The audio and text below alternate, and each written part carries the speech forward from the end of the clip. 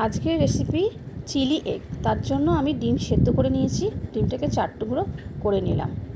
এবার একটা পাত্রে অল্প ময়দা, স্বাদ মতো নুন, গোলমরিচের গুঁড়ো, কাশ্মীরি রেড চিলি পাউডার, আদা রসুন বাটা দিয়ে দিচ্ছি। দিয়ে আমি জল দিয়ে একটা ব্যাটার তৈরি করে নিচ্ছি। কড়াতে আমি সর্ষের তেল দিয়ে দিচ্ছি। দিয়ে তেলটা গরম হয়ে গেলে ওই ব্যাটারেতে ডিমের টুকরোগুলো চুপিয়ে ভেজে নেব। ভাজা হয়ে গেলে আমি কড়ায় তেল দিয়ে আবার ক্যাপসিকাম কুচি, পেঁয়াজ কুচি, কাঁচা লঙ্কা কুচি দিয়ে ভাজবো। আর একটা পাত্রে আমি এর মধ্যে টমেটো সস, চিলি সস আর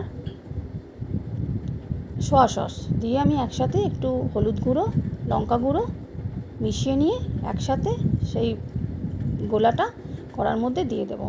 দিয়ে অল্প একটু নাড়াচাড়া করে নিয়ে ভাজা যে ডিমের টুকরোগুলো সেইগুলো দিয়ে দিচ্ছি। কিছুক্ষণ পরে নামিয়ে নিয়ে সার্ভ করব।